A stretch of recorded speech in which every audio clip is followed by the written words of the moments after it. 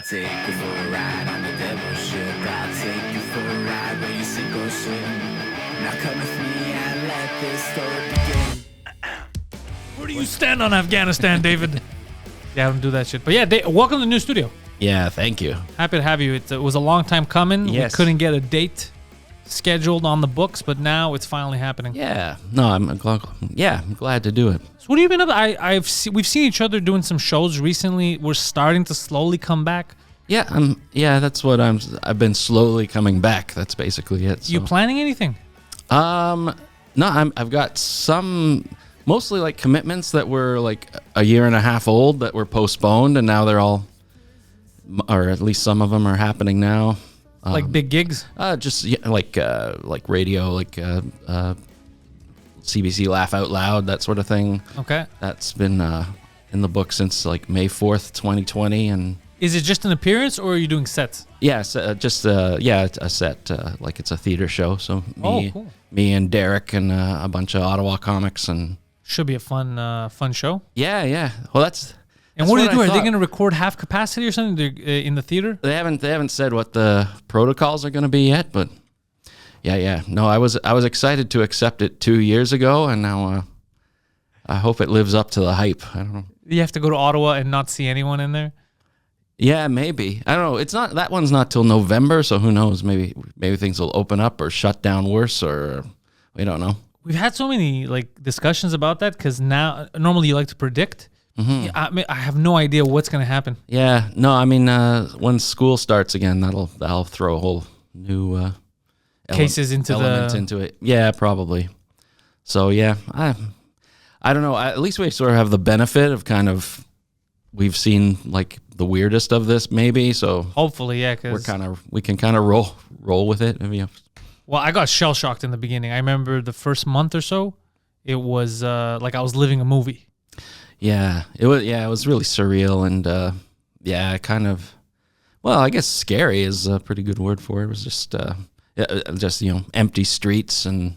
That it was that visual that kind of got me. I was looking at, is this it? Is this the future? Is this how we die? Is this what's happening? Yeah. But it was my fault too because I didn't take any step back. I was just consuming every breaking headline and taking it as, oh, that's the last thing we're going to hear. This is it. I didn't do any critical thinking. I was just scared of everything. I thought, okay, this is the meal that's going to give me something that's going to kill me. Wow. And I never took a step back. It took about a month to then just calm down. Like, all right, man, just calm down. Yeah.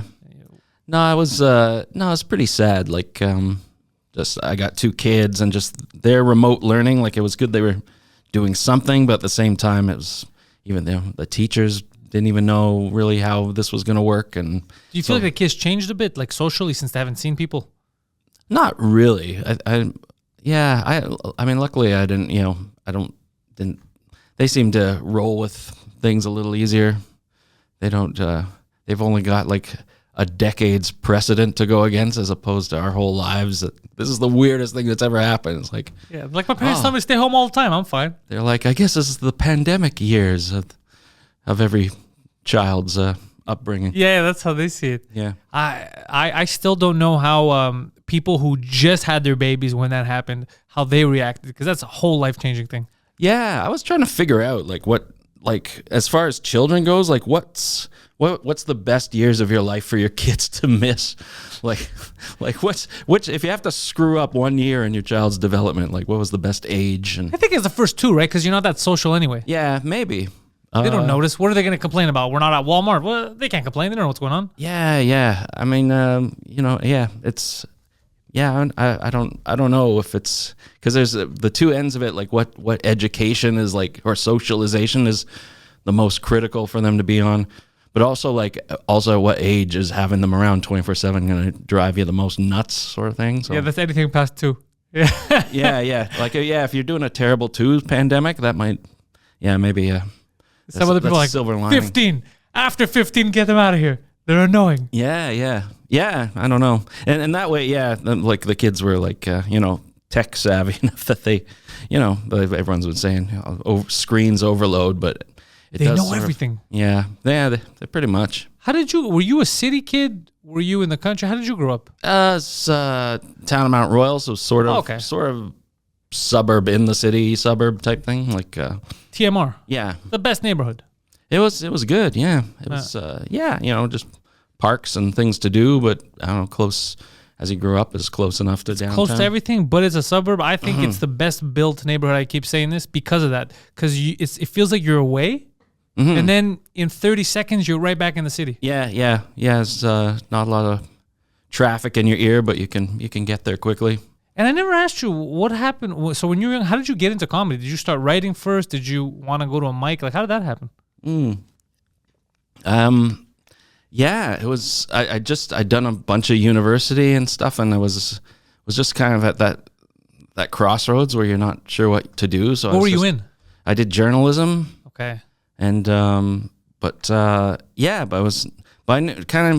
started taking the acting workshops just for something to do, and I was just thinking of different, like, because I started thinking I want to be in broadcast, but well, maybe acting's a thing. And then I just sort of thought of stand up kind of randomly I was living in Halifax at the time, so it was actually I met Paul Ash there. Oh yeah, who was doing comedy in Halifax. You had told me, I think, that he was running an open mic, and you met him there at his show. It was his open mic? No, he booked me first because he was at this acting workshop that I did, and after the fact, I sort of asked what other workshops are there? Do you have a stand-up workshop? No, but that you just go talk to that guy. And he was running a show, and he just said it's in a week and a half. Like, do you think you have 5 minutes ready? And I was like, I don't know. And and I still have that set on cassette.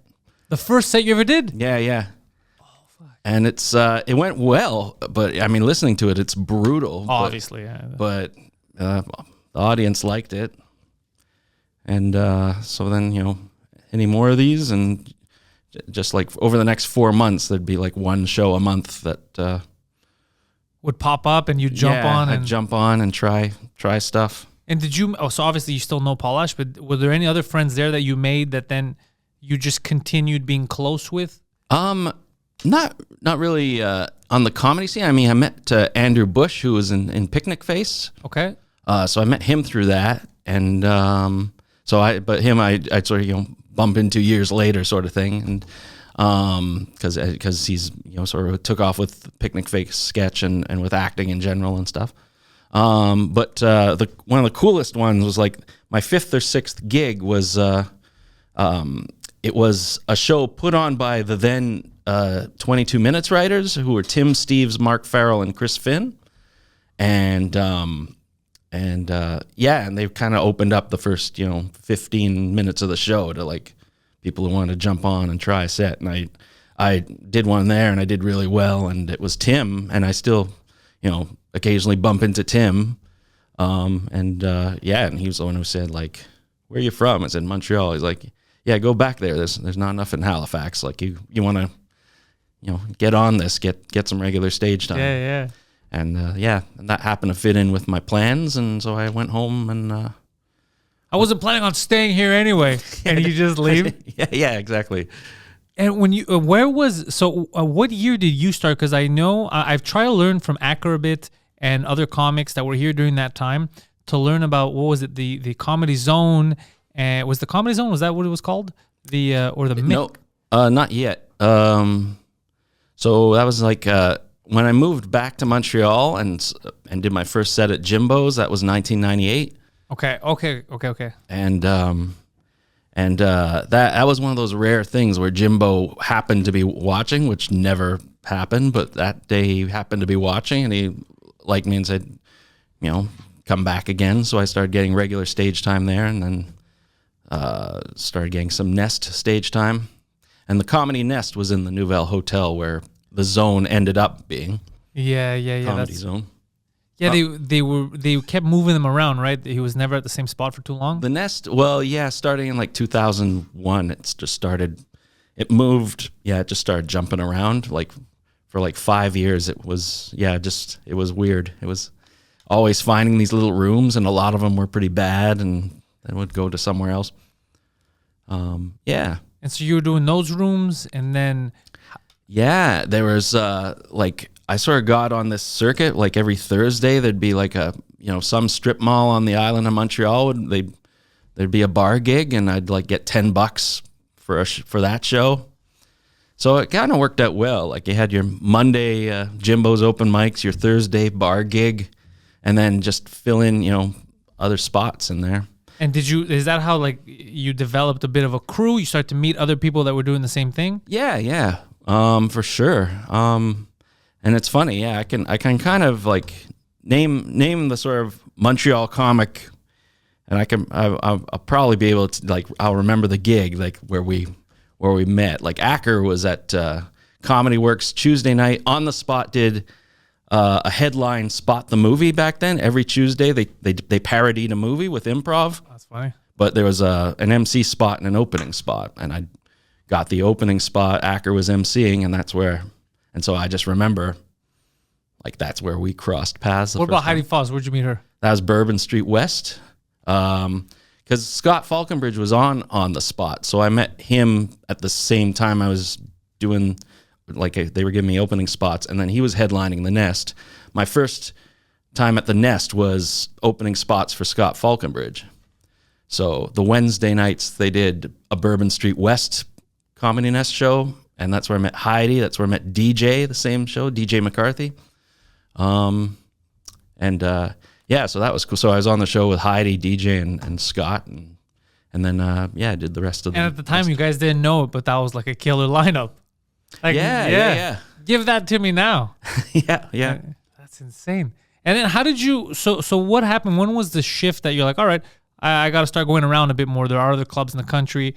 Because I never spoke to anyone to see how that shift happened. Like when they started doing stuff in Montreal, when did they start looking west a bit?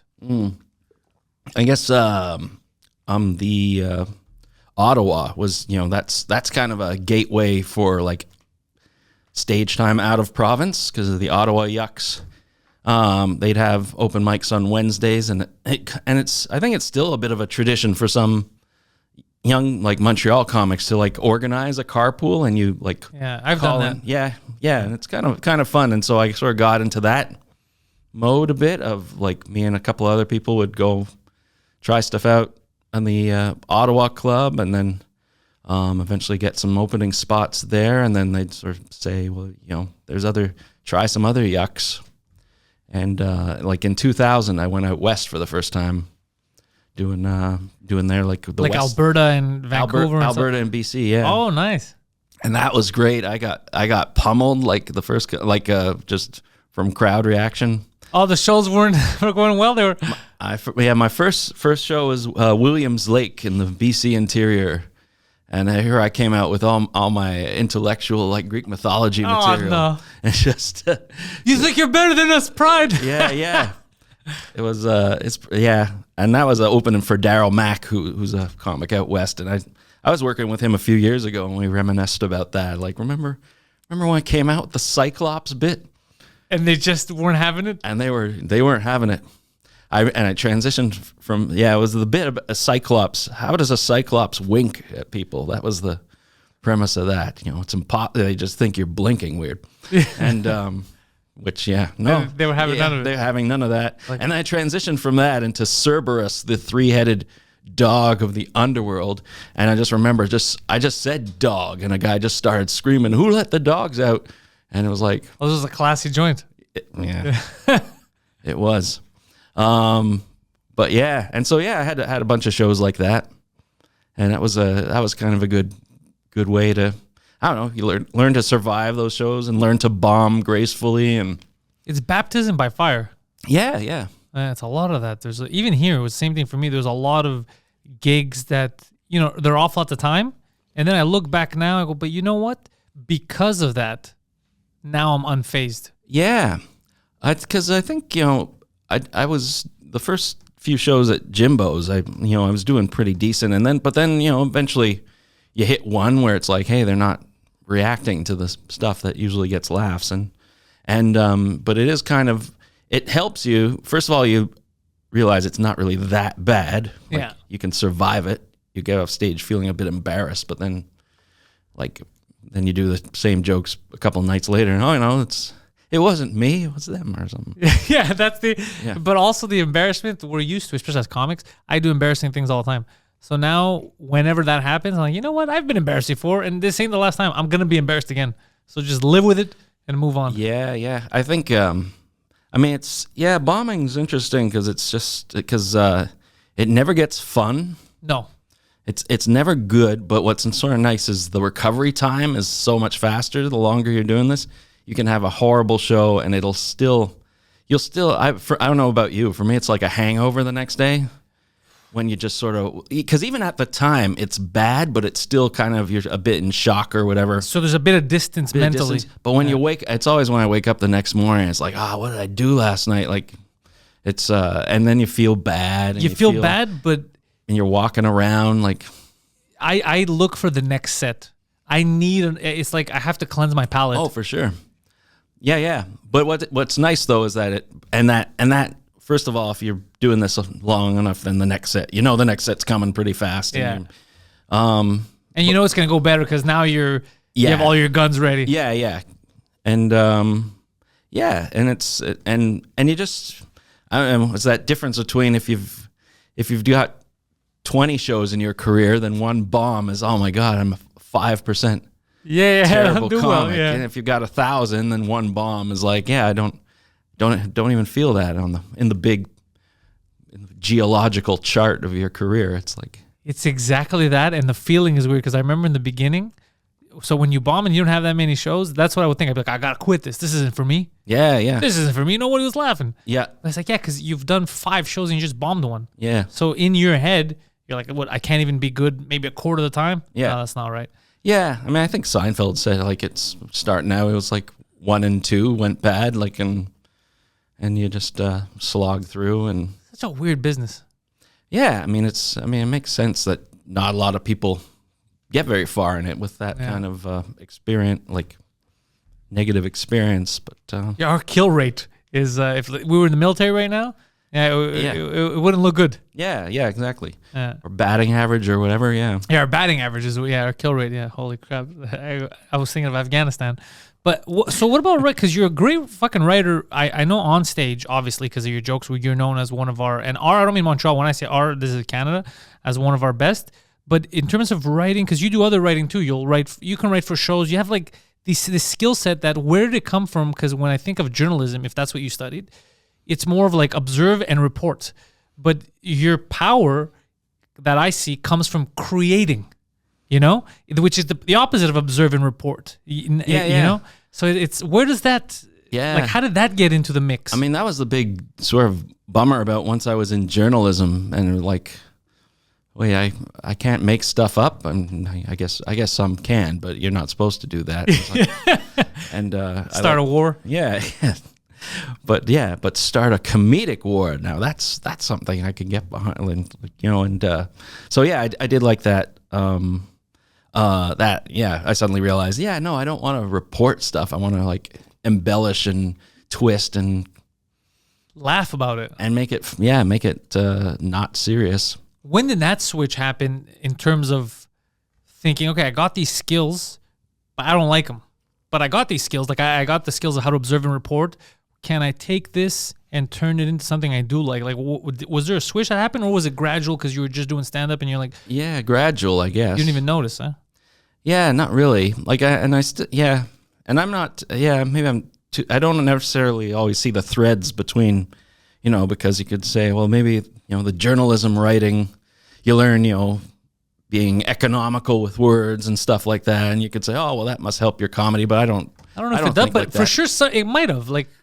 Everything probably helps everything, but I don't. Yeah, I'm just too close to it to like, and I don't want to think about it too hard. It's kind of fun that I'm just. It's a little ambiguous. Yeah. I don't. I try not to. I don't know. I'll let other people analyze stuff, and then I'll take notes from them and go be like, I never knew that. Probably. It's probably true. Yeah. That's and then, so you were doing the circuits here, you were going to Ottawa, you were going out west. Was there a time when you felt like, all right, I'm a professional comedian, this is what I do now, there's no turning back? Do you remember that moment, or again, were you just lost in the fog? Oh, maybe a little lost in the fog. I think I just assumed I was a professional, but it was just going to be really like unimpressive tedium. But I kind of I kind of liked that anyway. So yeah, I never really felt like I'm a professional. Look at what I'm doing for a living. But at the same time, it's like, yeah, this is what I do, and I'm just paying. But did you ever feel like it's temporary, or when you were in it, you're like, no, I'm keeping this? No, I think I wanted to keep it, except, you go through slogs where you're not feeling that good. I do think of like there's, different phases of like, I look at like 2003 to 2006 and I just sort of look and think, yeah, I don't remember a lot of highlights there. Like, yeah, I think maybe that was, there are stages where you don't think you're going anywhere, but it's kind of cool because you just stay in it anyway. And if I look at it at those years objectively, even if there are no highlights, I can think of some, there was that show that went well. And that's when I came up with those bits. And there are like, and you do say, I was still, you're still pushing the boulder up the mountain sort of thing. Even if you don't feel like you're doing great, you're still staying in it. So you're still just moving along. Yeah.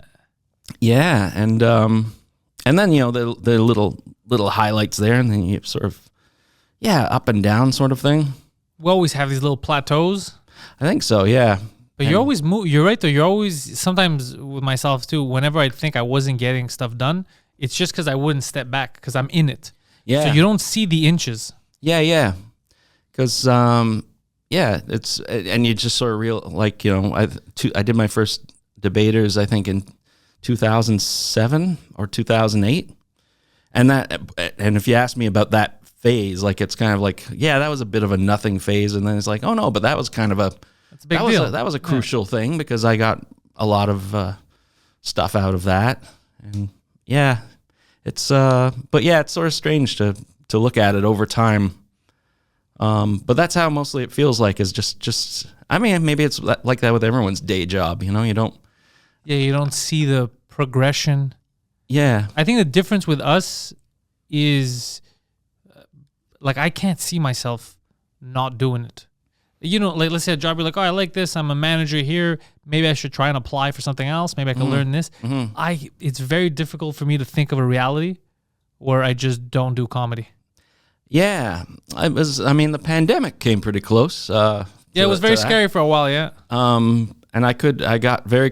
I'll even say comfortable with the idea that I'm not doing this. Like, that's one thing. I wasn't suddenly like angry, like depressed that I've lost a piece of myself. Like I found, I can actually you have other survive. outlets. Yeah, I did, I think. At the same time, it was kind of cool to, every so often, a burst of inspiration and just like write it down, type it down. And like someday that's gonna wheel. I don't know how many months this is going, but this is coming out someday somewhere. So, but you were writing during the time. Like, did you have writing gigs, or were you took everything off during the beginning of this? No, I didn't really have much going on. So it was just completely all away from this. But you also have a family. You were focusing on them. Oh yeah, very much. I was. Yeah, no, I felt plenty like preoccupied, but yeah. So, but it was kind of a shutdown, creatively, except for the odd, chunks of material that would, I'd squirrel away. And it was cool because then, 2021, we're still in lockdown, but then Rodney Ramsey opened up the Unknown Comedy Club virtual shows. Yeah. And he puts effort in that. Yeah. He and Daniel Woodrow are like, that was like, I'm gonna try this stuff out, and it was fun to do, and it was like, and that was a real, I won't say a lifesaver because I wasn't like drowning or anything, but it was certainly a pick me up, oh cool, just getting your feet wet again, just feeling. Well, again, that open mic rhythm going. It's like I love it. I love doing an open mic, and then for a day after you're writing a lot because you're just motivated. You just saw a bunch of things work, and you're like, yeah, I want to explore this a bit. Yeah, exactly. and that's so that was good. So I'm grateful for that that outlet for sure. And I didn't notice myself in the beginning how much I missed stand-up. I knew that I would have to get back to it eventually, but I think I was lucky because I was podcasting so much. I had this outlet. So I didn't realize that it was missed until we had opened back up, and I think it was those first shows. Remember the Nest last year when it opened for a couple of months before the big lockdown?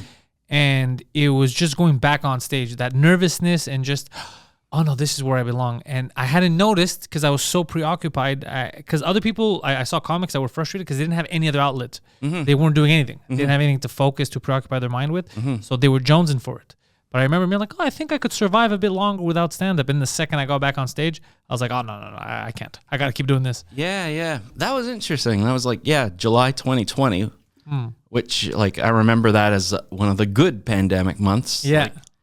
Like, because it was like, in a lot of ways, it was sort of like doors were opening up and people were getting out again. But yeah, I thought that was funny. I remember that first night back on stage and everyone was feeling great and the audience was feeling great. But it was still like I found it didn't take long for it to, it wasn't quite the same. It was, It was something off. Remember how comics were just taking off right after their set because it was sort of. Yeah, it was weird. You didn't know what you could do, what you can't, what you should do. Yeah. But a lot of people were just, okay, well, I better not stick around too long. Yeah. And I think the first couple of audiences were into it, yeah, I found a lot of the audiences were sort of tight because there was still something in the air, tension and worry. It was a rough time. Yeah, but now this past July of 2021 was then that felt like we were all back in business, like because I think the vaccines kind of took a load off of a lot of people. Yeah, that mentally, the only difference that I feel at the Nest now is just obviously we can't be at full capacity. But apart from that, you feel like you're doing shows again. Yeah, very much. People are laughing. They're into it. Last weekend I was there for Joey. Joey had his weekend. The shows that I was on, they were, they wanted to be there. They were having fun. Yeah. And I wish we could have fit more people in there. Yeah, but it's nice to like the half capacity. In the 2020 shows, you could really feel that limited capacity, but so far half capacity is still pretty good. Yeah, as long as they want it, because they're into it. Yeah, and I've noticed that too in the beginning when you would have sometimes a small show would surprise you. You'd go somewhere like, look, we couldn't sell any tickets. Yeah. You guys are going to perform for 10 people. You're like, oh, this is going to be brutal. And then it turned into a great show with 10 people that were really into it. You kind of learn as you go that sometimes you can't judge it. Yeah. That was a great lesson. Like I sort of figured out fairly early on that exactly what you're saying, that just at the beginning, the first few times you do some of those real short, small shows or whatever, and you have it in your head like, oh, this is going to be terrible. And now I never jump to conclusions on that stuff and not even just crowd size, but you sort of walk into a bar and you think this layout's all wrong, or they just seem, really chatty and unfocused. And you're like, that's, I know Rodney and I, like my favorite example of it was Rodney and I did like some McGill students wanted a comedy show and we both sort of arrived at the same time and there was no chairs, there was like, just milling around like a cocktail party, all these people standing up and there's like a microphone just like off in the corner, and we were like, oh, this is going to be the worst. And then sure enough, like, and it was, it was showtime was not that far away, and like, and then we talked to the guy finally. He's like, oh yeah, cool, no, it'll be great. And like 5 minutes before, he's like, okay, everyone, and they like the students all like grab chairs and bam, bam, bam, bam, bam, bam. Rows of chairs were suddenly set up and the microphone was like in front and they were all sitting down and they were ready. So they were ready just to go. Killing time. And we were like, what? And then, great shows or like great sets. And it's like, okay, I'm never going to get depressed again or, Sometimes I've had shows where I thought they were going to go great and they weren't into it. That's why now I don't think about it too much. Yeah. Because I've been wrong on both sides. Yeah, I guess so. Yeah. But you learn the longer you do this that you don't know anything. That's what I learned. I go, you know what I know? Nothing. That's what I know. Yeah, you just gotta. Yeah, just have to sort of be ready to roll with anything. And You gotta do the Bruce Lee thing. Just be water. yeah. You got. Speaking of, so you're a big comic book guy, and it comes out on your in your sets as well. Like you like to bring a lot of that stuff in for the people that understand it. Not all your sets, obviously, but I had heard you do comic book related stuff, which made me happy because I didn't know in the beginning until I heard you speaking. You were trying jokes once. I don't know if it was for BattleCom or you were doing jokes for maybe when we do the comic on here. But I was like, holy fuck, I didn't know that Pryde is into comics. Well, is that something that you got into early? There was a yeah. And I'm not as like I don't collect any new stuff anymore. I'm kind of out of it that way, but I'm still super nostalgic about it. And I go to like websites all the time and just read what's going on. Yeah, a little of what's going on, but mostly like, the sites that'll just have, top 20 lists of, but I was a 80s boy. Like that was my golden age of Marvel and DC. So everything I consume online is kind of just looking backwards like that. Although I discovered like years ago that our local library, in LaSalle, like had this massive graphic novel section, and you could just order stuff as you wanted. So I did go back and start like, so I kept caught up a little bit with stuff like, Oh, so I didn't know that you have that at the library. Yeah. And the Bonk, like downtown, is also really good for that. I sort of branched out and found stuff there. But now I like mostly the stuff I like is like not Marvel or DC superheroes, but sort of indie stuff. And like I was picking up Walking Dead trades like at the library and stuff. Was this before The Walking Dead got picked up to become a show? Yeah, like right, just a little bit. I came to it a little bit late, but just a little before the TV show happened. But yeah, so I do like a lot of indie stuff, but I do like going back to Marvel and DC stuff, like from the olden days. I think about a lot because it had massive influence on me, especially Marvel. Dude, the amount of Spider-Man comics I had, and I still have, I just got to go to my mom's house, and I got boxes of them. Yeah. But it was just such, even the way I would tell, if I would write stories for class, and I think I was influenced heavily by Stan Lee, by just, not just the good versus evil, but the repercussions of trying to do the good thing, which would always happen to Peter Parker. Yeah. Which he was just trying. You see that he's not the perfect superhero because he's just a kid. He's trying to pay rent. He's trying to. So all that stuff I knew. The broken hero. I could see that seeped into my life. And moving forward, whenever I have to write something, my characters are never perfect. Yeah. They have to have an issue. They have to, and it's because of all the stuff I took in as a kid from reading those type of comics. So I'm a big comic. Like now I don't have the time and I won't be able to read them. I do a lot of audiobooks now, mostly than anything visual because the time. So I'll listen when But I love comics. I love talking comics, and I like seeing where they're at now because it's a whole different world than what I knew. Yeah. Well, that's my sort of issue. I just want to say, like, speaking of influence, like. I liked sort of a technical, like tech speaker or whatever in comics, and I remember starting comedy, and I wanted to just bring up like miniaturized protein capsules or something like that. I was doing a rant about something, and I wanted but this how into Marvel I was is I knew the exact issue of Fantastic Four that I could just run to. I knew what page to flip to, and I just wrote down like it was a high phosphate protein like I just copied the tech jargon, but so sometimes for writing it is like that's actually very funny. You knew which fucking issue? What's that? You knew which issue? Yeah. I forget, like people sometimes I'll see them online, they'll talk like, well, if you look at issue number, I don't know how you remember the issue numbers because to me it was never what was important. What was always important was the story arc. Yeah. Oh. And then I could kind of remember what year it was because of the arc. Yeah, no, I was a photographic memory, like issue number person, and that's how I'd remember the stories. You could have been in the CIA. I should have. I may still be, but what was I gonna say before that? Yeah, but like about following what the comics are doing now, like because I kept up with Marvel and or I'd sort of float away, but then I'd come back. But I don't know about you. because it's not the stories I grew up with anymore. Like, even if they're cool, they're kind of, like what if stories. They all feel like what if stories now. To me too, everything I see now is non-canon. So I don't. Yeah. I'm not emotionally attached to it. I'm like, this isn't real. Yeah.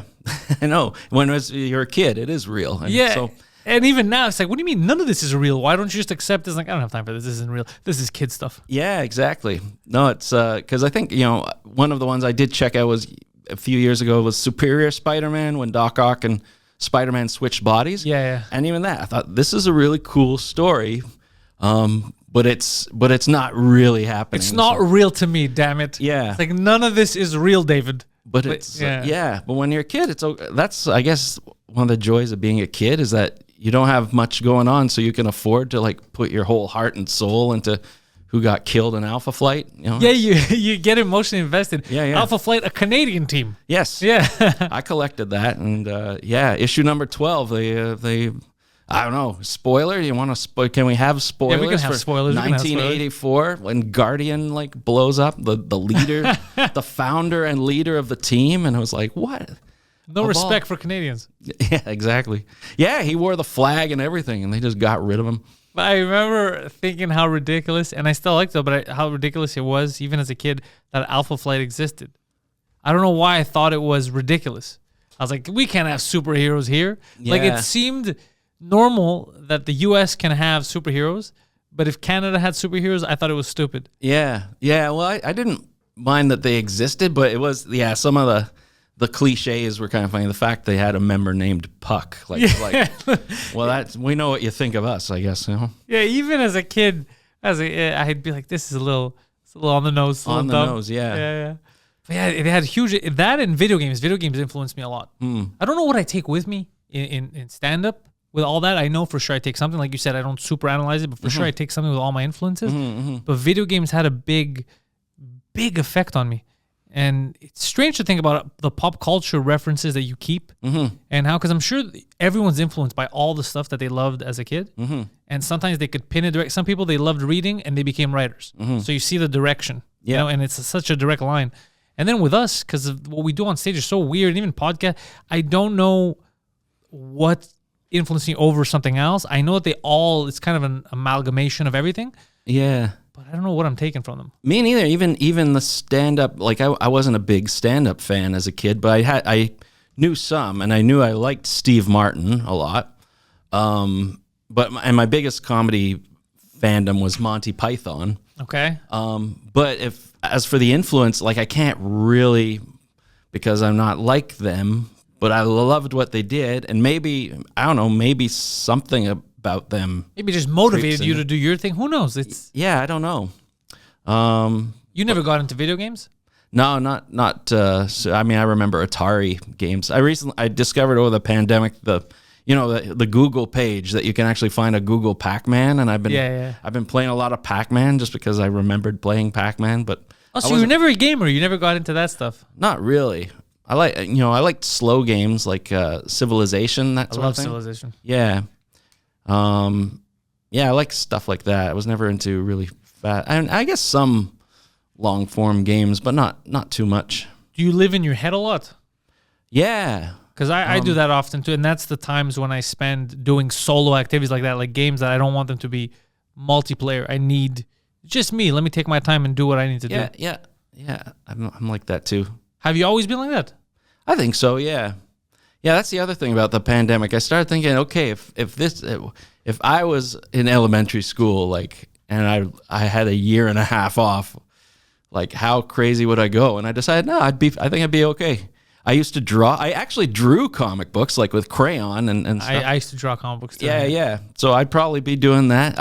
And they were all like direct rip-offs of Marvel, right? Yeah. Like I had a 6 issues of my creator-owned Stuntman. It was Daredevil, but it was just like Stuntman and I remember my dad taught me like the word, like I was looking for an X-Men rip-off, and he said like, why not the Ozones? And I was like, what's the Ozones? You know what? Doesn't matter. They're the Ozones. And I had a mutant team of Ozones. It made no sense at all. But yeah, no, my sister found one of the books I had made.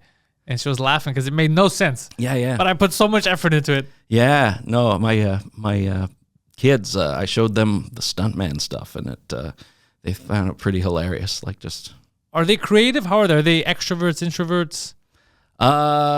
yeah, we kind of a lot of the activities they've been in over the years have been kind of lent to extroversion. Like they've been in a lot of performances. Like there's when we were in we're near Verdun, and there's a circus school for kids, and we got There's a circus school. Yes, yeah. And just where you start off as a little kid and just it's kind of learning gymnastics, but if you stay in it, you know, You could be a carny.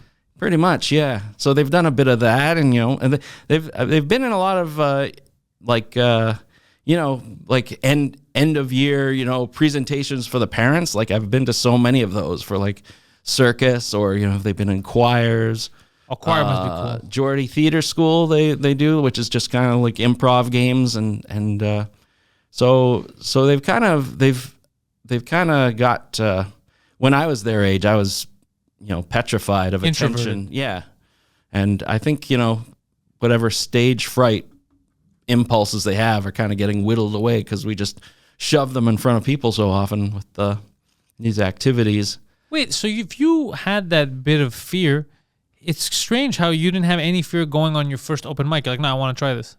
I wanted to try it, but I was super.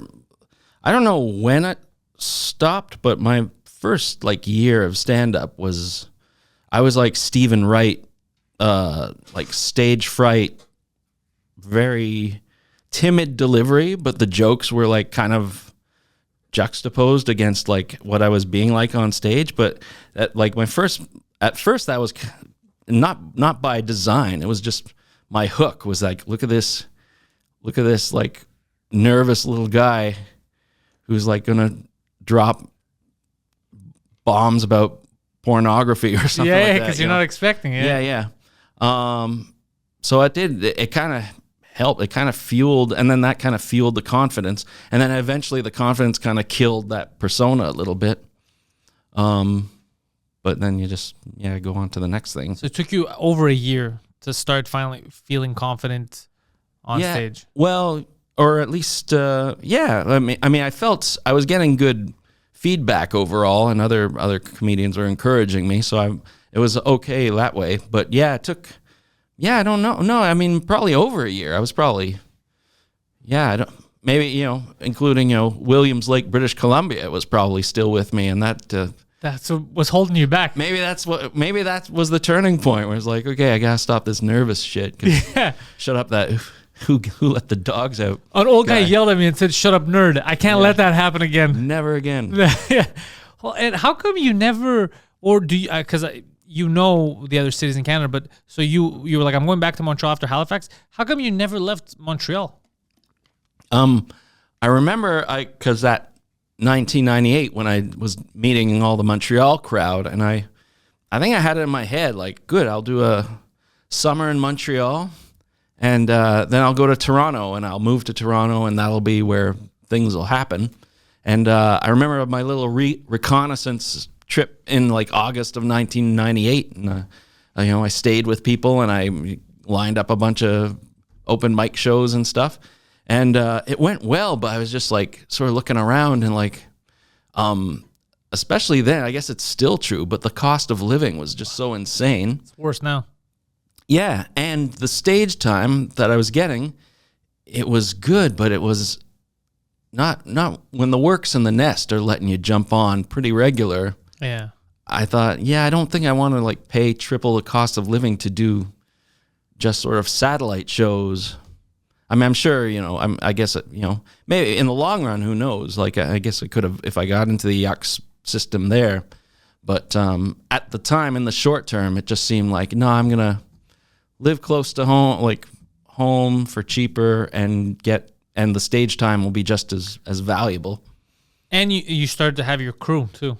Mm-hmm. Like you get comfortable, because I know for myself, it feels good going where the comics and you can have fun with them. You can talk. There's something about that. And same thing with in general living in the city. Like I've been asked, hey, how come you don't move here? Or I've had like opportunities to move to Texas. A lot of them the past couple of years. But you know what scares me is the fact that if just thinking about being somewhere where now I'm new again. Yeah, yeah. And I don't know if I need to get my car fixed. I don't know where to go. I don't have a guy. If I'm at the club, I'm the new guy. I don't know anybody there. It's not like here where I could shoot the shit in the back and we'll joke around. And that's a fear in my head. So I understand the. Yeah, and and plus now sort of, knowing how long it takes and stuff. Like, so the thought of starting from scratch in a new place, like, it's crazy. Yeah, you're gonna have to. You're committing, and with the family and stuff. I just don't want to. I can't see David Pryde becoming an open micer. That's insane to me. Oh no, I could see that. Like, I love open mics, so I could, you could do them, but to become an open micer, no, that's. But I'd starve to death, and everyone I loved would abandon me. Yeah, so. I would starve to death. You ever thought about the time it takes to get decent success in order to start maybe living? If I told you, you go back in time and you tell your old self it'll take X amount of time, or would that help motivate that person or deter that person? And I've often struggled thinking about it in my head, because I know now if you told me restart and do 10, 11 years, I don't think at this point in my life I would be able to give up another 10 something years. I wouldn't be able to. But back then, if you told me, look, at least if you do this for this many years, maybe I'd have the strength to continue as a motivating factor. I guess so. I don't know. I remember just at the start, it was so much fun that probably just being told that you'll still be doing it in 10 years would probably be cool. Okay. Yeah. Because it was, it's fun. The first little while. I don't know. I'm just mentioning those bar gig shows on Thursday. Like, a lot of them were ridiculous, but it was just. I don't know. It's good because you just have a new focus in life. And I don't know about you. I kind of like that I had somewhere to be on a weekend night. Yeah. Because I already had plans if someone asked me to go out and stuff. I like that too. Yeah, I didn't have to do all the social activities I didn't want to do in the first place. Yeah. I can't. I got a gig. I got a gig. And I like that. My Fridays and Saturdays were full, but I was getting home with more money. Yeah, instead of less. Yeah. I enjoy that too. Little things like that.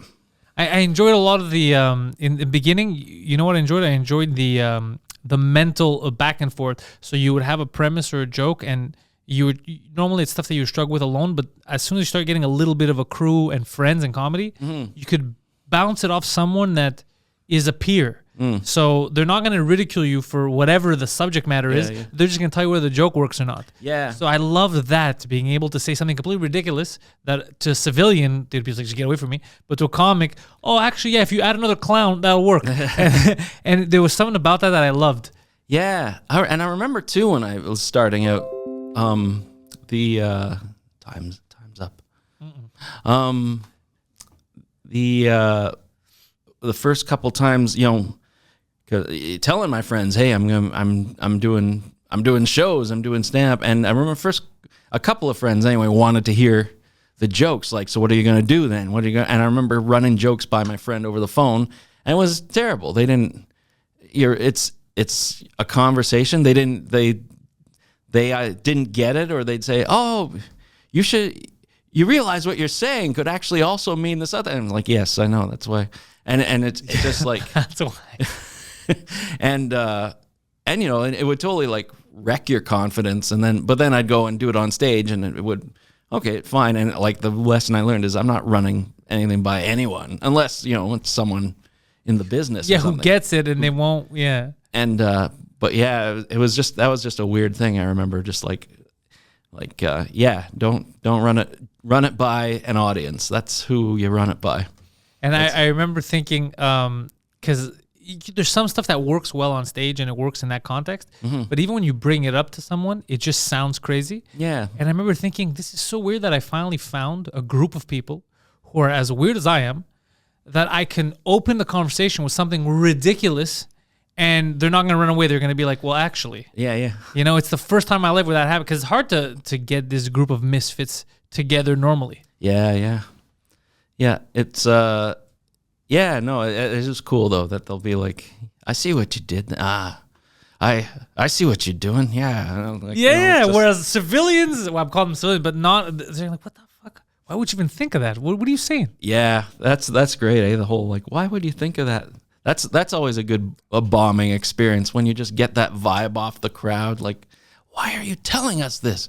Like, Yeah, it's like they're angry. They're angry. Like, this has no practical use to me. Yeah, it's I had that recently actually with one of my jokes Saturday night where I lost him for a good 2 minutes because I Yeah. just kept hammering it away. Yeah, yeah. And then I was like, all right, now I got to get them back. So then I had to work to get him in. But there was also that fun wave. But I remember them looking at me being like, where's he? But the comics were laughing. Yeah, the comics yeah. like, I know what he's doing. I know what the setup is. Yeah. But they were just like, no, this is too much right now. Yeah, yeah. Yeah, so sometimes it's fun to do a joke like that's meant to bomb or something, and because you have a tag or Yeah, you yeah, have, to play with it, it's yeah. going somewhere with it, and yeah, because I have one. I was opening with something. I did it like I've done. I think this last time I did it on stage was like the 5th time, and it had always been working because the crowd kind of got it. But this was the first night where they took it at face value, and like, no, it's like, nah, man. I'm goofing up here. You're making this the bad awkward. I want the funny awkward. Yeah. Sometimes they take it too seriously. Yeah. Me, it's the awes. Sometimes I'll sing, "Aw," Yeah. and then I'll have to be like, "Lady, Yeah. this isn't really happening right now. I'm just saying this is a story. I'm Yeah. just talking. There's no one else on here but me. We're Yeah. just messing around. Like they'll feel bad about something that's not real. Yeah. That always is hilarious to me. Yeah, yeah. And you can have fun with that sometimes too. It's like do you have that where you start to notice like some odd reactions to some jokes, and then that becomes part of the joke? And you can't help it, because I'm like, wait. I have to explore this. Mm-hmm. Why is this reaction coming up right now when it never does? So then you try to play with that person and something grows out of it. It's such a weird, it's hard to describe to people, just that weird experience of growing something out of nothing. Yeah, yeah. And then everyone else jumps on board, and then you've lived something together that is really only lived in that moment and in that room, because even when you tape it, it's not the same. You can watch it in 4K. It is not the same experience that the people that were there lived. Yeah. And it's a lot of the jokes I've done in the last, and I was thinking of this recently, like over the last few years, I feel I've been compiling a lot more meta jokes, like jokes about telling jokes. Yeah.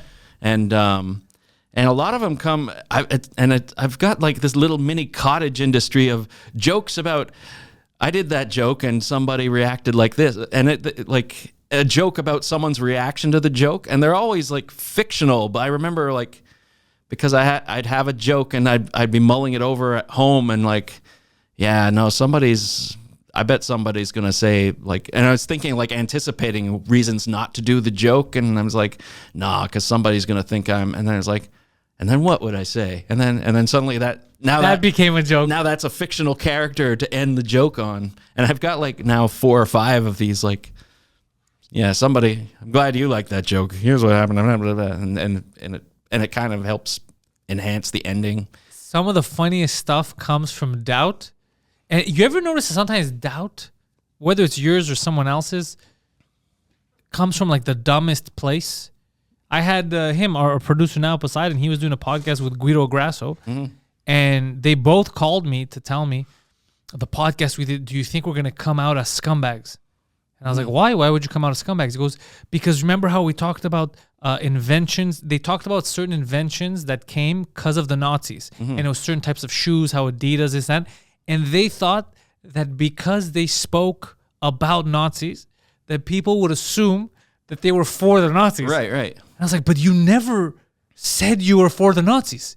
He's like, I know, but because I said the word, and that doubt, but then I'm like, but this is a hilarious conversation. Yeah. This is, in itself, this is the joke. Just the fact that you guys thought by talking about how we would have had one shoe company instead of 2 that split up, if it wasn't for them, that's the funny part. The fact that you think people are going to think, that's just anti-Semitic. That's the crazy part. Yeah. But they were so in their doubt that they thought just mentioning was gonna set people off. It's so crazy, the self-doubt. Yeah, although I have to say that's not totally unreasonable in this day and age to anticipate that. I think that's where a lot of the meta jokes come from too, is just like am I allowed to say this? And and as soon as I think that, it's like, okay, let's do a joke about why I'm not allowed to say this, and then I'm gonna get to say it anyway, and then. And I like that game. Yeah, it's a good. I don't know. It's a bit of an addictive game sometimes. It's an addictive game, but you're right. We talked about it last time you were on, and you were. I didn't mention, but the first time I started doing video podcasts was with you. It was that episode. I believe it was episode 24, like 100 episodes ago, and it was with you. My first video one was with you. Okay, and what year was that? Because I was a few years ago. Because I was trying to think if I should like research myself before coming back here, and like it was a few years back. What did I talk about last time? Well, that time the big topic I remember because we had a clip that we posted. It was because cancel culture was really. We were all getting we were going on stage, but you can't talk about that. You can't do this, and it was just this weird time. Yeah. So we talked about that and how it would basically handicap jokes. If you're the fact that you can't explore something because there are jokes that don't work. But you had mentioned something that to me was I was like he's 100% right. And you had said during the podcast, and a lot of people in comments agreed too, it was the fact that, well, if you don't let us test it out, because all this is testing. When we go to an open mic, we're testing premises and jokes. Some will fall flat, some won't work. But if we start second guessing ourselves and not even test, we can't grow because all of this comes from hit or miss. Yeah. Oh, yeah.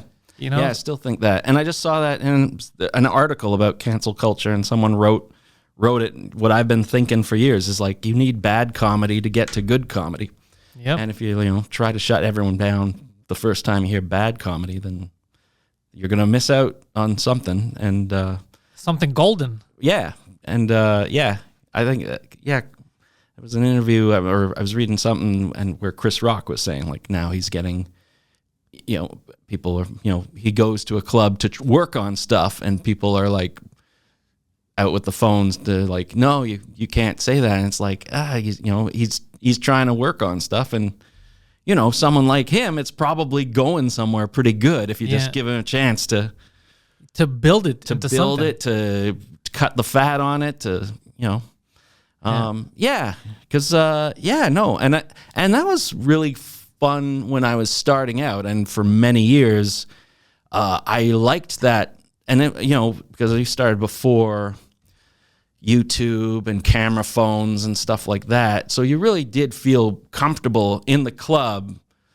You could go out and know that it ends here. Yeah, you could bomb, and it'll basically it just doesn't leave this room. I guess it would technically if people go tell people you suck and stuff. But then you're like, look, it's debatable. Yeah, exactly.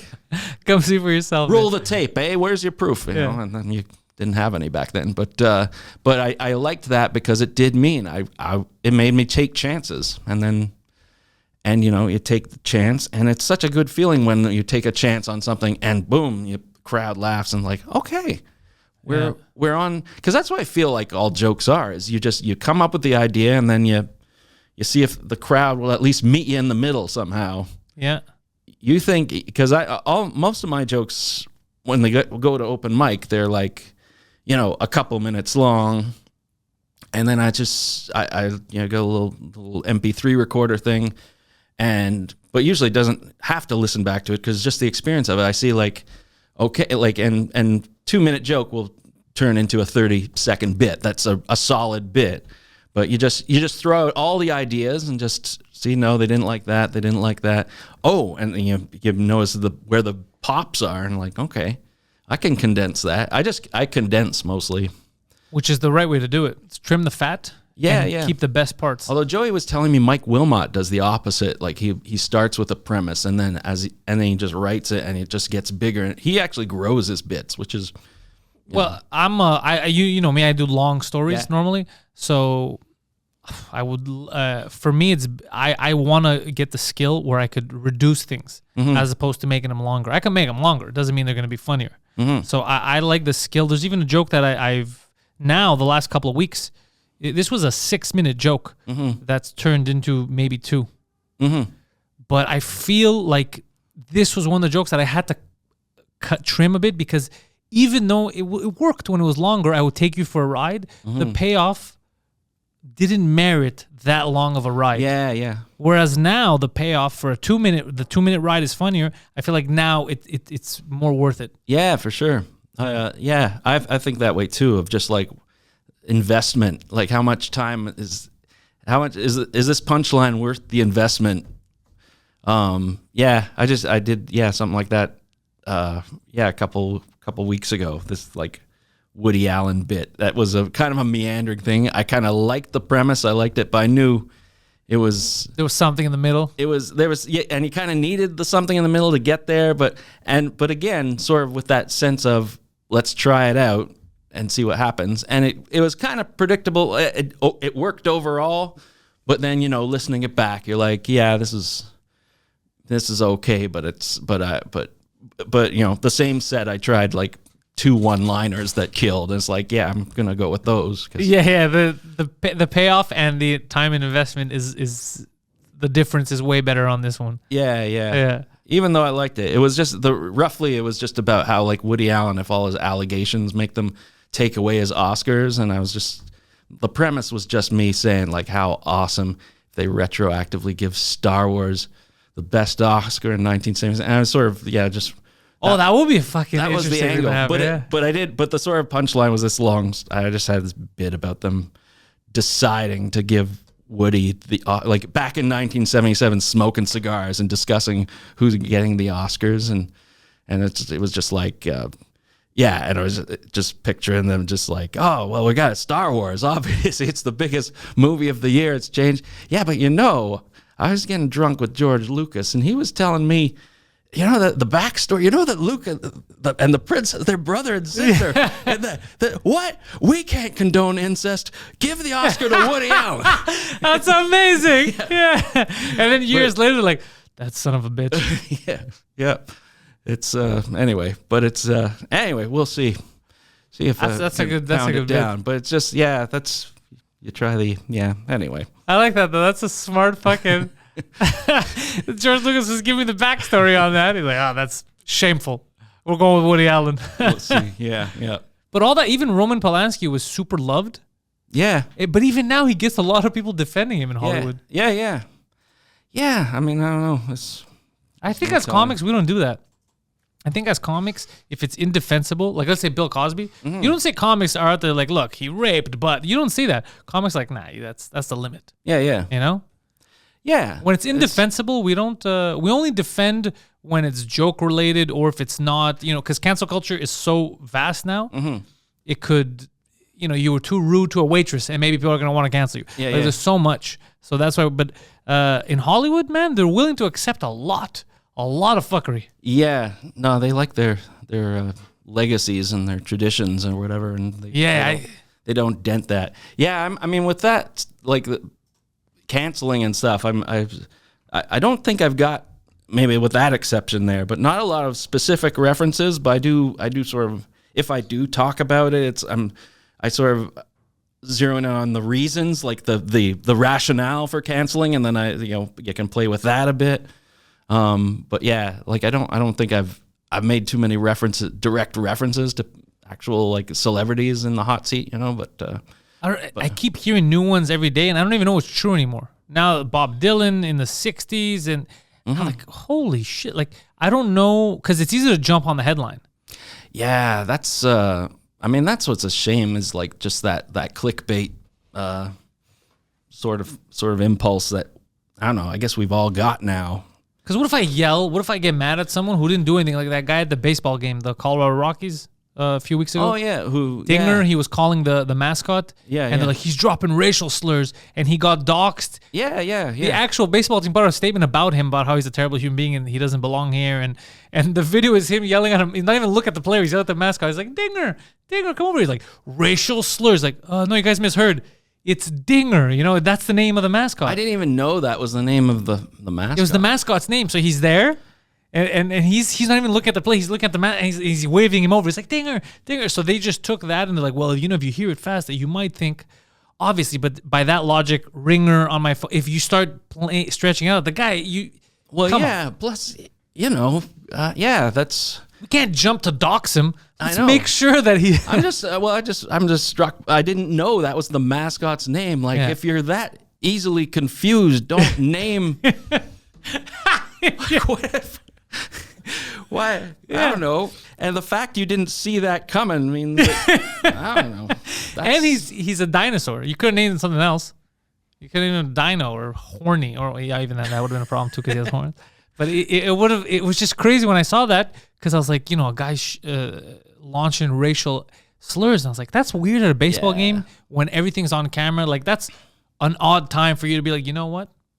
Fuck that guy. It's such a weird time for you to do that. And he's an older gentleman too. That's what I was thinking also when I heard that story. It's like, hey, like if it's a type of guy that yells that, I think you would know what he would. I think he would enunciate it really clearly if he's that confident. Yeah, in a baseball game. I was like, God damn. And then I felt so bad because when I started reading that they doxed him, there was photos of him. Sure. They were calling up, I think, his relatives. They just went all out on the guy, and the guy's like, he didn't know at first what was going on. He's like, what racist stuff? Like, this is a misunderstanding. It was like a Larry David Curb Your Enthusiasm moment, He's like, oh, the mascot. I was yelling at the mascot. And then when you see the actual video, you're like, oh, no, it's painfully obvious. He's not even looking at the baseball player. He's looking over, and while he's yelling Dinger, he's calling him over. He's like, Dinger. And he's waving, Dinger.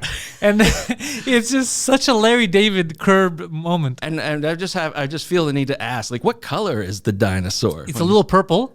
Yeah. See, that doesn't, the slur doesn't make sense. No, it wasn't even a slur. Because I think in baseball, Dinger means like a hard. Hit. Yeah, so it makes sense. It's not like the dinosaur. I don't know why they have a dinosaur, but it makes sense why his name is Dinger because it's one of the things you can do in baseball. Hit a dinger, But guys, we can't just jump to cancel right away before doing a bit of research. Yeah. I'm trying to think of what UP misunderstandings there are waiting to happen. UP. Now. Yeah. No, UP. No, all P. UP. You never know. UP could have had some of the, if it was a different time. But that's that's upsetting because, I don't know, because we read mostly about, it's mostly celebrities and stuff that get this, but the fact it's spilling over into a regular dude. Yeah. When it's just, imagine going to work the next day and everyone's giving dirty looks. Like, we saw the video. We saw what you called that purple dinosaur. Yeah, he's like, what? Oh, so it's purple dinosaurs and black baseball players, huh? That's where you draw the line. He's like, what are you talking about? I was so happy to be there. I even got to meet the mascot. Dinger, what did you say? What did you say? Yeah. Poor guy. But it's so weird now that everyone's like waiting. Yeah. They're like, I'm going to catch someone slipping. Even when you're not slipping, they're like, I'll give him a little shove. Do you like the one? So my favorite one, and this is another guy who's, nobody knew who he was until, but the Jeopardy fiasco.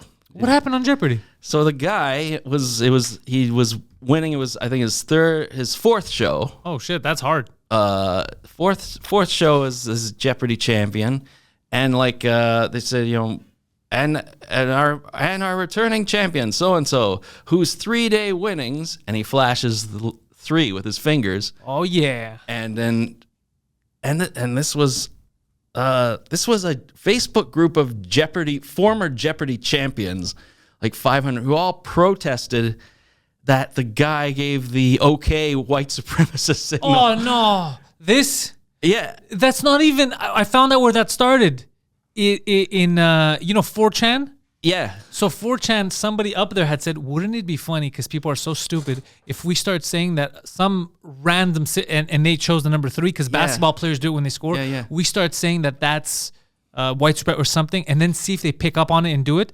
And then the media is so stupid, they actually think it's a white. So now anyone that does this, yeah, and everyone, Biden does this. Okay, everybody, it's the okay sign. For me growing up, this was always okay. Eddie Murphy does it in Beverly Hills Cop. And they don't realize how stupid this is. Yeah, but that's what happened. He had to apologize, officially renounce white supremacy. then people point out, when it was his 2-day winnings, he flashed 2, and when it was his 1 day, he's been doing this all. I'm pretty sure he's just counting on his fingers, right? But yeah, and this is a Jeopardy. You think they're smart. That's kind of what they're supposed to be known for. They scare the mob. But they were the mob, and you're probably right. It was, I don't know. Poor guy. And then they got mad at the producers too. Like, why didn't you edit that out? Why did you let 3? Why did you let that? And maybe they would have edited this out. I get that.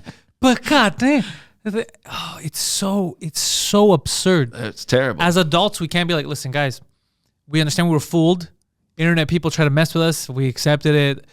No one's admitting. Even now, I saw in Disney World, they will look back at old photos and they want some mascot fired because he has his arm over the girl and he's like this, and I think his hands are like this. Yeah. Oh, yeah. But that's not a real white power. It's not a real thing. These guys that hang out in the fucking forest, I don't think they have symbols like this. This is the okay symbol. Yeah. Or when I was young, this was the if you look at it, you get punched. I don't know if you ever had that. It has to be under your. Oh, I think you're telling me maybe that another time. Like it was a. That's what it was, and I still have friends that do it. Yeah. So if you look over and you see it, you have to. That's what it was. So they took that, they made it an internet meme, and then the media did zero research. They're like, this must be true, and they started saying that it's a white supremacist thing. I have yet in my life to see one case on the news where it was an actual white supremacist that was doing it. It's always a random kid, an old guy, or basketball players who are predominantly black doing it every time they score three-pointers. Yeah. You know why? This Because they fucking scored a three. It's a number 3. Yeah, I don't think LeBron James is like, you know what? My life is missing? Me being a white supremacist. Yeah. That's what my life. It's just crazy. Yeah, my rule is if I see someone flashing that, I just see if they've got a Confederate flag tied to his baseball bat, and then I factor that into my reasoning, But You go pick something up. Someone's like, "Hey, thanks." Like, Thanks. Whoa. What do you mean? But I was You're thanking me because I'm white? I was talking with Ryan Wilder, like we were a group of people, and he did that, and it was I couldn't stop myself. I was like, "Hey, careful, man!" Like, Yeah, it's so stupid. Ryan's like, it was a good set. It went well. For who? Wait a minute. Was only part of the crowd laughing? Is that what you're trying to tell me? For who? It's so stupid. I think we have to, as adults, stop allowing this. Well, yeah. I mean, what worries me is like, as if people in power keep like humoring this, like I don't know. I don't think the Jeopardy producers caved or whatever. Like I think they just said, no, we're not going back to the footage and editing out all the or maybe they did. I don't know. But I just hope it feel like politicians and media and captains of industry like I just want them to like hold the line a little and just like they don't. They fold right away without any research. It feels like a lot of them do, yeah. But I don't think you need to, because you know what I feel, and I might be completely wrong. Let's say you, for example, I know the type of humor you do. I know your type of fans. I don't think your actual fans, the people that would buy tickets, would fall for that stupidity, right? They won't fall for, he's a white supremacist because he said the okay thing. Mm-hmm. So the people that get mad, let's say me, if I see it, like, why is he doing that? Is he a white supremacist? Mm-hmm. Which clearly I'm not. It's insane. They're not fans of my comedy or my podcast. They're not going to watch anyway. Yeah. So them boycotting me puts me right back to where I was before they boycotted me. Yeah. Unless you're doing something serious where your fans, if I murder someone, then obviously my fans are going to be like, all right, this is crazy. But for stuff that's stupid, what I hate about the apology is that you don't need to apologize. This isn't a real thing because your fans didn't ask you to apologize. This is strangers that would never like your stuff anyway. That's why they overreact. Yeah. So I think it's also up to us and to companies, big companies, to be like, wait a second, you don't even shop here. Yeah, that's so much how I feel about like when comedians get in trouble. It's like, well, who? Yeah, what's funny is, remember when Michelle Wolf did the White House Correspondents' Dinner? Same thing. I felt the same about her. And the reaction, and she made an abortion joke. And then what I loved, I mean, I didn't love it, but they interviewed the people in attendance who were all up in arms about it. And they interviewed, I think her last name's Richards, like the head of Planned Parenthood. And just, what did you think of the abortion joke? And like the quote was like, well, it's not a joke I would have told. I'm just like, yeah, of course not. Of course, no one. What? You got a tight 7 that you want to try? Like while what? You're aborting a fetus? What are you talking about? But that's it. It's just like, well, I wouldn't have told that joke. No, that's because it's not your job. Like, don't. When would you tell an abortion joke while working at an abortion clinic? Yes. Well, we don't expect it. That's why you're not booked for the gig, the correspondence dinner. Yeah. But it's that sort of idea of where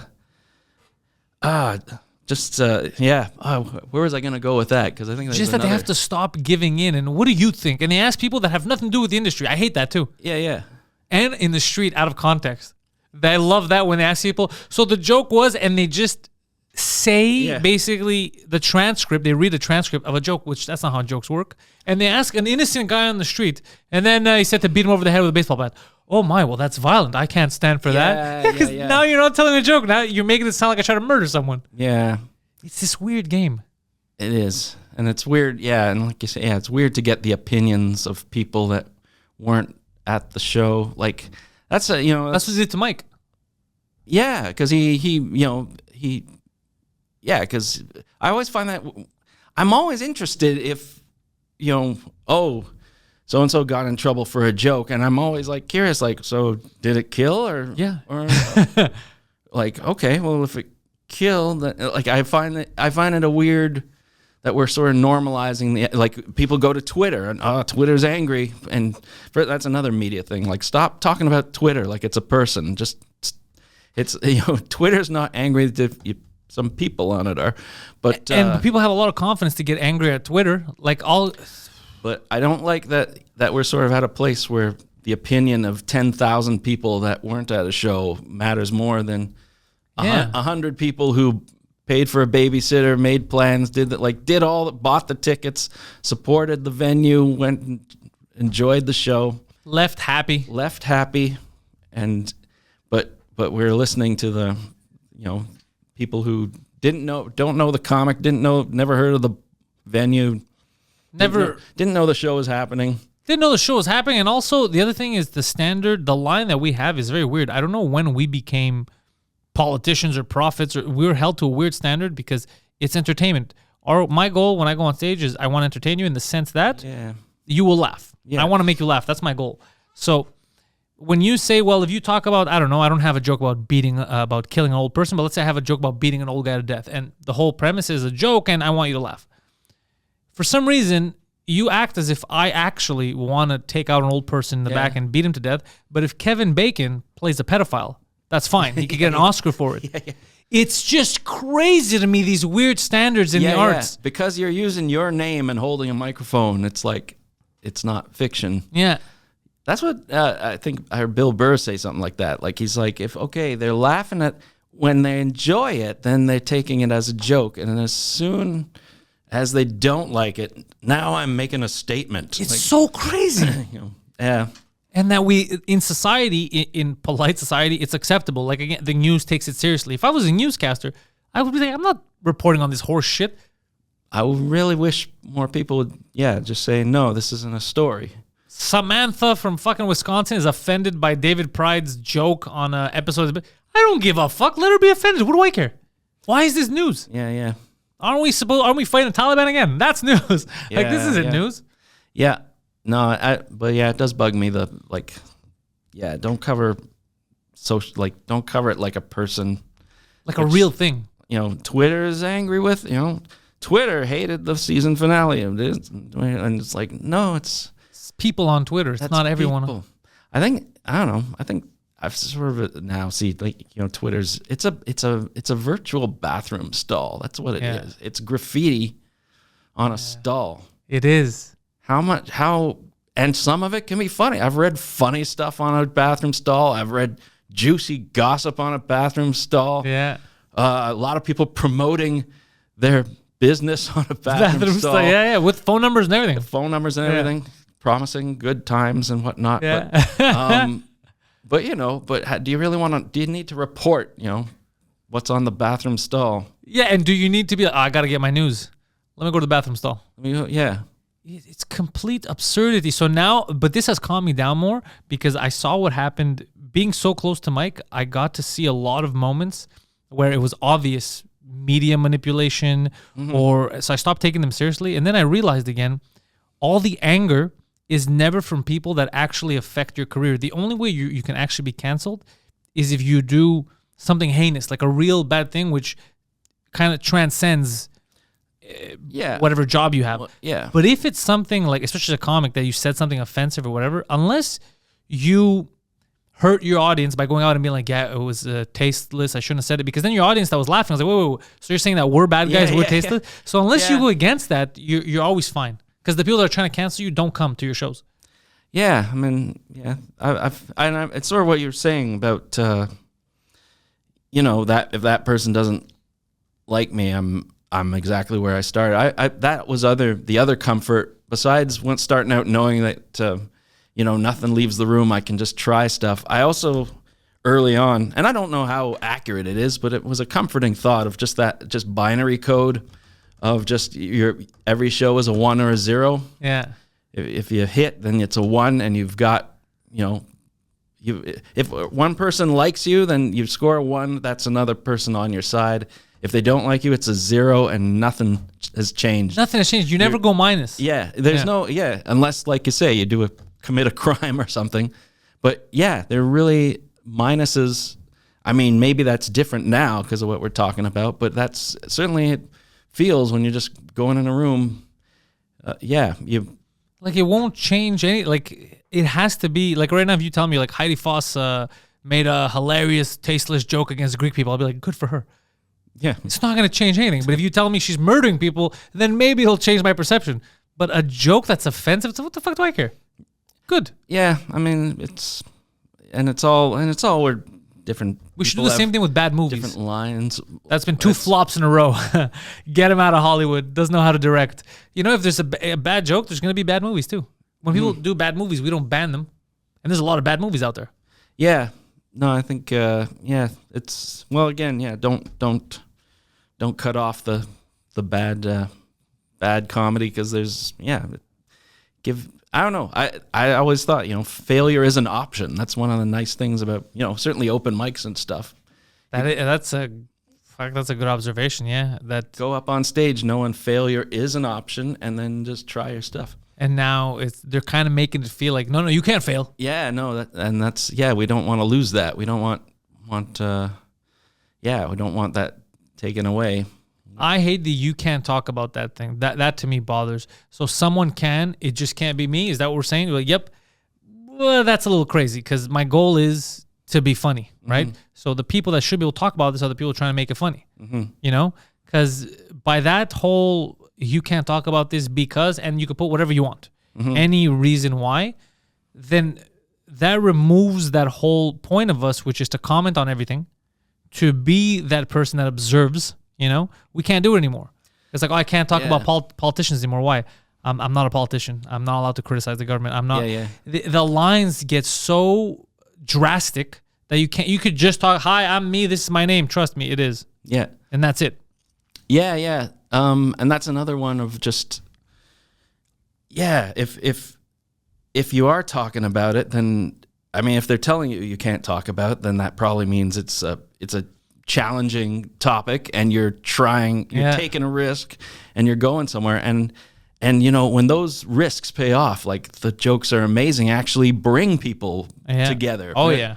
And that's sort of if I'm talking about something that I can't talk about, again, this is with the failure as an option idea, and again, hopefully it'll stay that way and not get too rigid, but I figure if I tell a joke about a certain group of people, and the group of people are there, and I mess it up royally, and that didn't work. Like, are they gonna look at me and think, this white guy was tone deaf and offensive? Well, my worldview is shattered. Yeah. Like. No, it's again the 1 and 0. That's a big 0. Like just another stupid white guy. Like and that's so you haven't. And could be a 1. If it's a 1, it's probably going to be a pretty good 1 because they're like, okay, you stuck the landing on it. I didn't think you were going to do it, and we should encourage people to try for the 1. And if they don't like freak out and try to cancel them. Just say like, well, you suck. And because there's a big difference between not sticking the landing, the joke not being funny, and you being hateful. There's a huge difference. It's a complete. And Mike's joke comes to mind because they misquoted that in tabloids and in the newspapers. And when you see it in French live, when you see the video, you're like, oh wait, of course it worked. That's why people are laughing. Right. You could clearly tell he's not planning to murder a child. Right? It's so far apart, reality with what they're writing. Yeah. It's so far apart. But I had noticed that too. I don't know if it's because we're getting back slowly, so we haven't seen a lot of crowds. But I think in some ways it's dissipating. I think more and more people that are coming out to shows, making the effort, are there to have fun.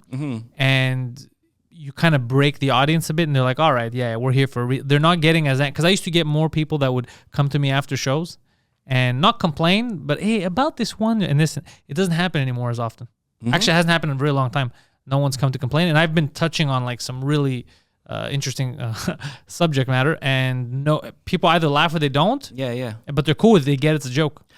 It would be kind of nice if this pandemic like made people like reassess their priorities and like, Yeah, we're alive. we're alive, so maybe this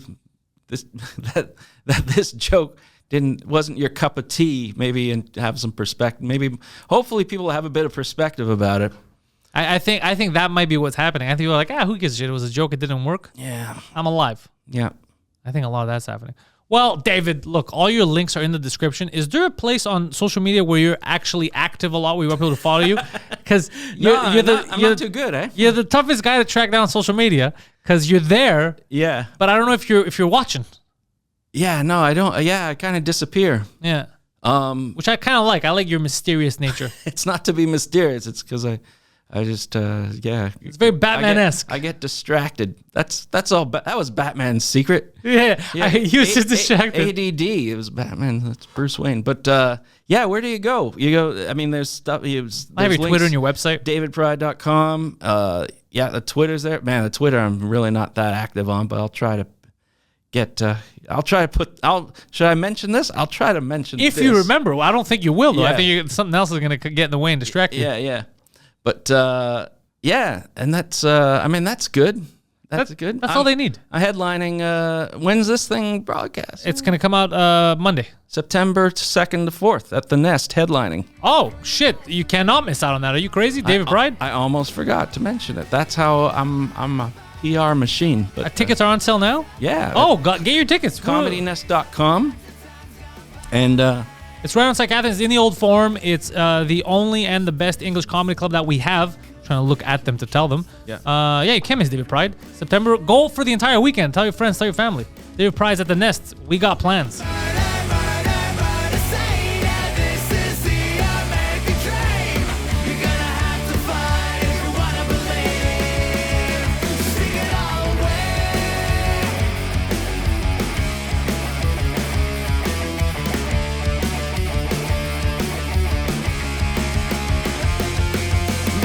Insecurities crawl under my skin. This whole system's advocated by sin.